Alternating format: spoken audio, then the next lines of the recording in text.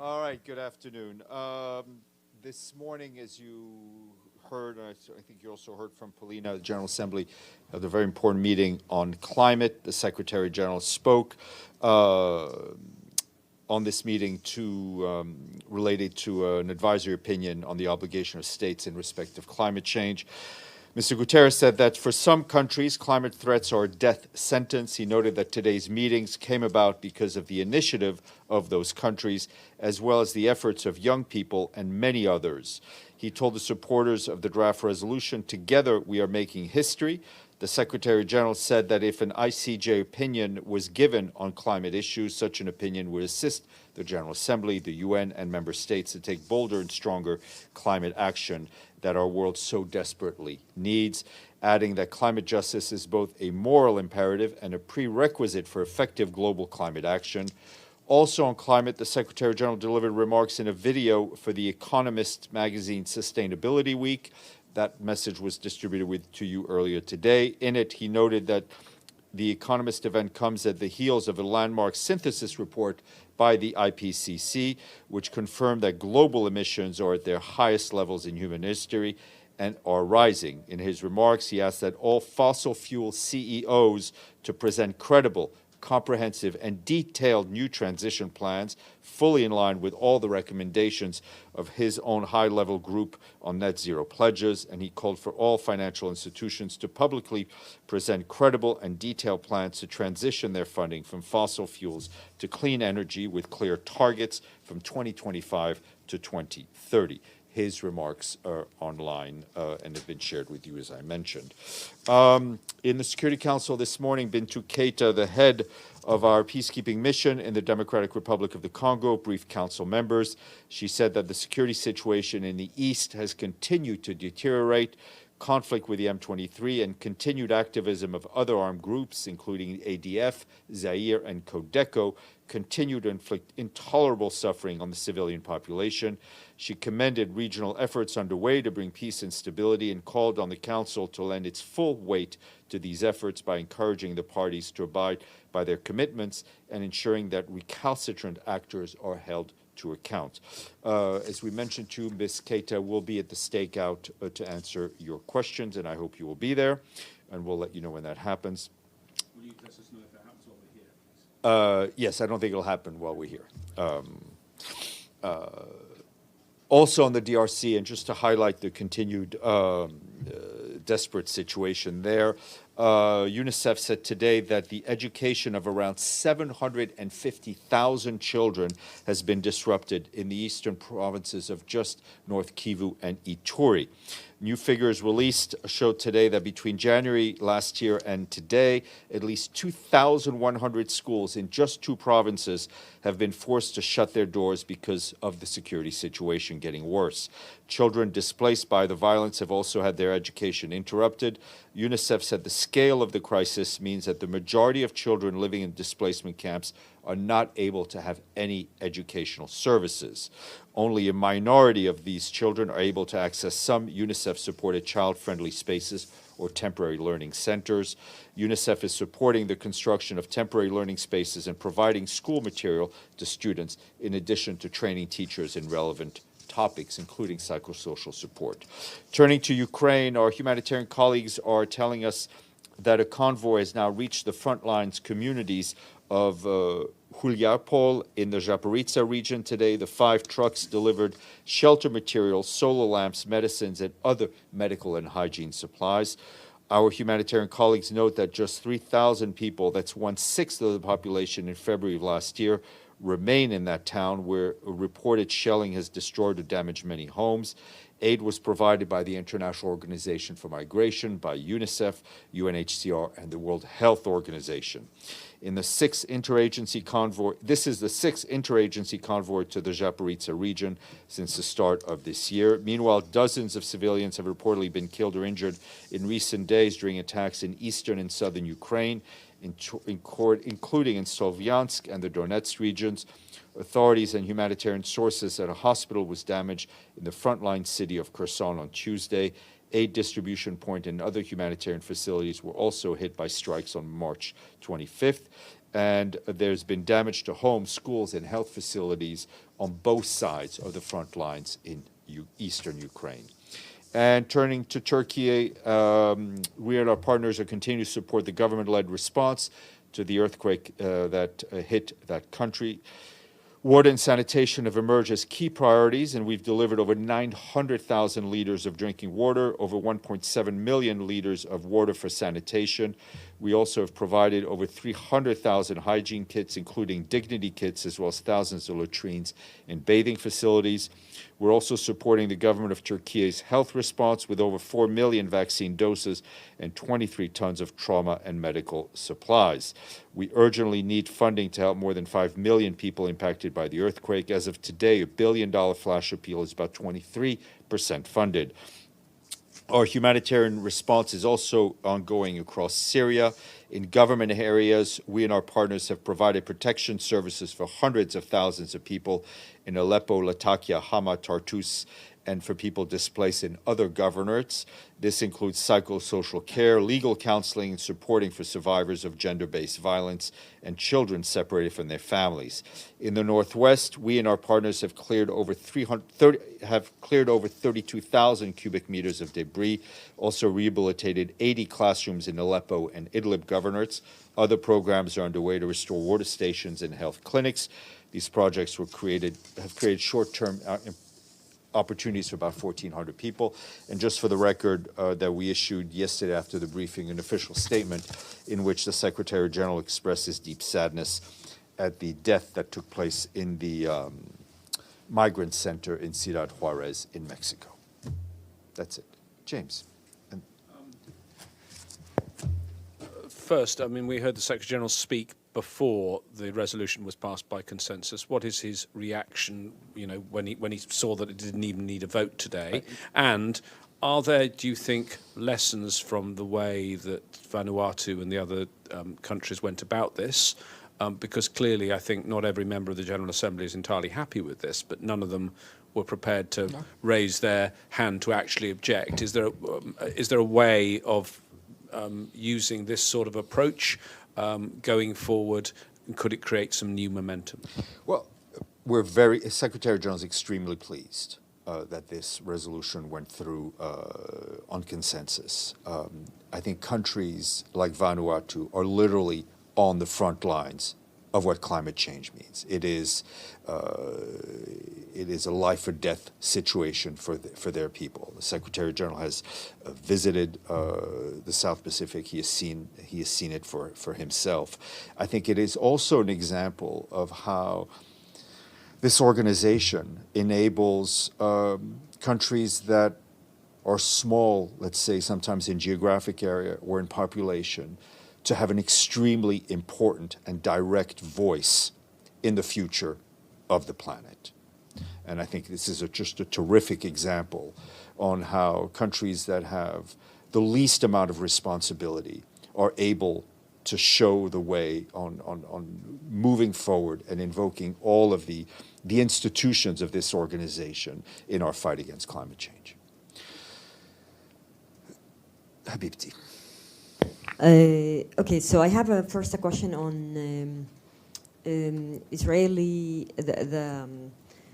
I probably read the news that the Israeli Prime Minister is agreed to postpone the judicial overhaul in exchange of so-called Israeli National Guard, which probably will, as Israeli human rights organizations warns, that it will end up establishing a private army, a militia under Ben-Gvir.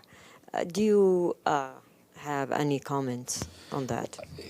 Listen, there's a lot of moving pieces right now in Israel on the political front as we see it from here.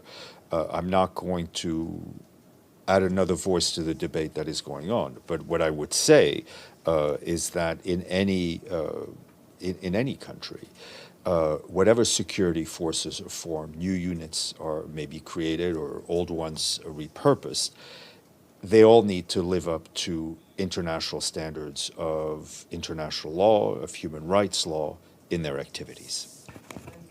I have a question about if you have any updates on Afghanistan and the situation of women there, schools, any...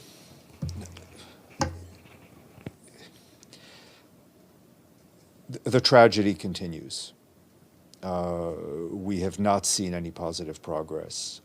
Another school year opened, I think just last week, excluding millions of young women and young girls from the education that they have a right to have and should not be begging to have and should not be denied. We are continuing to see crackdown on civil society. We mentioned yesterday one of the strong advocates for women's education having been detained. We don't have any more details on his whereabouts. But every day that goes by where women and girls in Afghanistan don't have access to education takes Afghanistan even more off course. Its rightful positive development. Sylviane. Thank you, Stéphane. There is this morning an Israeli drone violated Lebanese airspace, dropping a bomb near a group of Lebanese people. Do you have any comment on that? We'll check with our colleagues at UNIFIL, see if they were able to, if they have any reports on that. Okay. Linda Fasulo. Thank you, Steph. I was just wondering if there are any new developments regarding the status of the Black Sea Grain Initiative in terms of ships leaving, deliveries, any of that? The movements are continuing as they're being reported, and basically in real time on the website. And what about, the issue of the Russian fertilizer, ammonia, and all that? We are, through the work of Rebecca Greenspan and the Secretary General himself, we are continuing to push for the implementation of that extremely important MOU between the Russian Federation and the UN on the facilitation of the export of Russian grain and fertilizer. But this also needs the active and positive engagement of a large number of other actors, of which we don't have authority, but which we continue to engage with. Excuse me, are you referring to member states? Member states, organizations, and the private sector. Okay. Yvonne.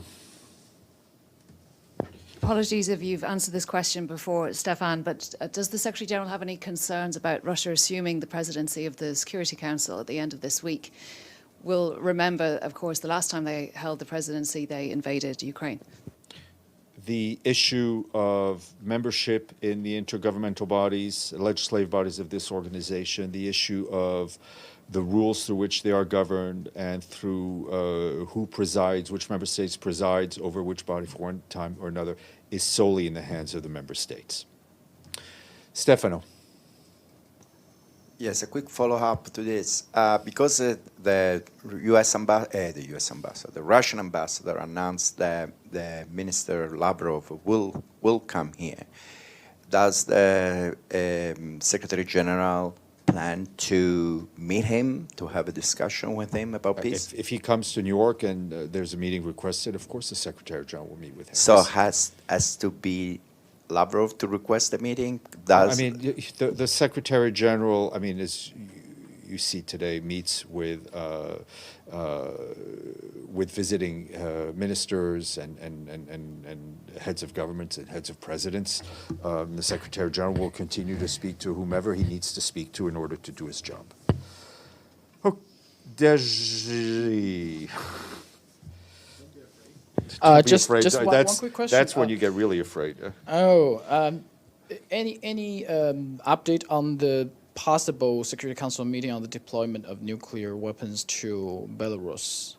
Because I remember you said. Yeah, and I think what I said in answer to one of your colleagues' question is to check with the Mozambican presidency, because as I just explained to Yvonne, who presides over a meeting, what is discussed is the purview of the members of that particular. So far, body. no requests received from the Security Council to Secretary. I think I would ask let the presidency confirm when the meeting will take place. If we've been asked to brief, we always follow instructions. Speaking of instructions. I trailed it, so I'll ask. You say the Secretary General will meet anyone he needs to do his job.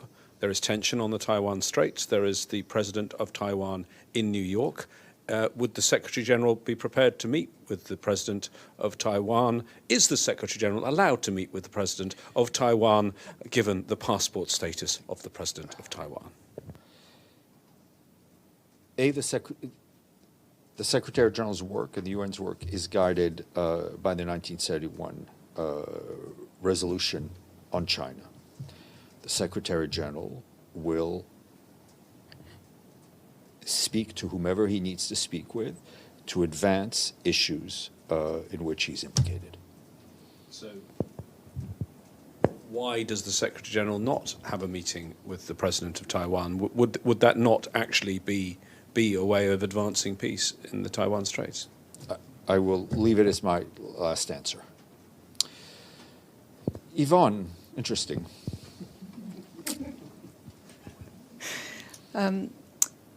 So we've spoken a number of times this week about the ability of Taiwanese passport holders to come into the building. James just referred to that matter. Do you have any clarification for us as to whether Taiwanese passport holders can come into the building? I've spoken to Taiwanese passport holders since we last spoke who said they used to be able to come in the 1990s. So what has changed? Individuals with valid form of identification, which may be in the form of national passport issued by states or driver's license issued in the United States, may be permitted to enter UN headquarters for the purposes of taking tours. In determining, what is a state or which is a state, as the Secretariat, we are guided by Security Council and the General Assembly. There is a public document, which is an administrative instructions, I think dated from the 90s, concerning access to headquarters. It's on the public website, and I can guide you to it as well. Ms. Fasullo. Thank you, Steph. Apropos of that, you mentioned that the SG would not, takes its cue from the resolution back in 1971 regarding China.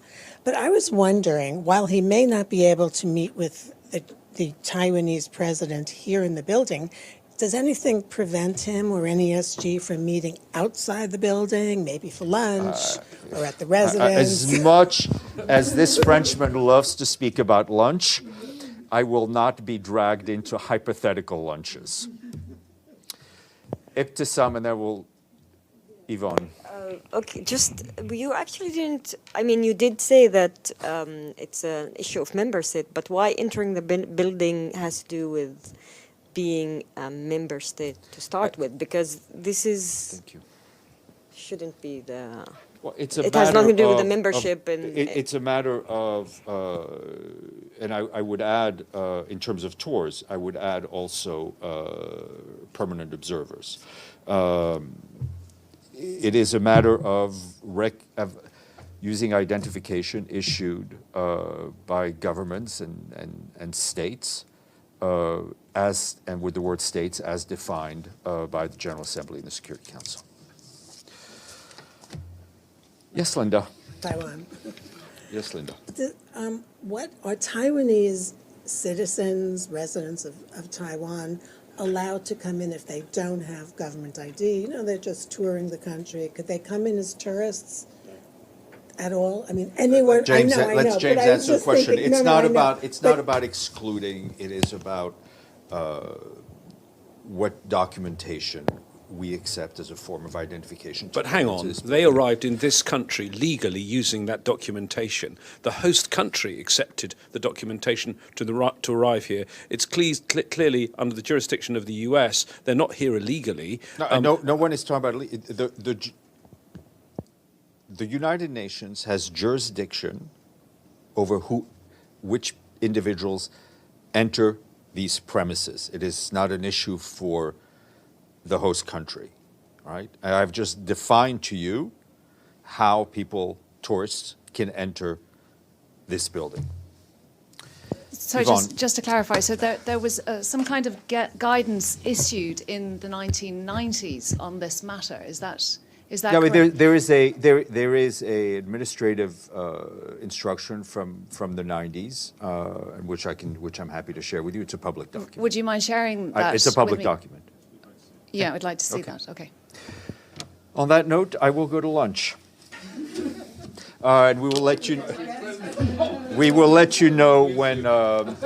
We will let you know when. Yeah, we will let you know when Pintu comes.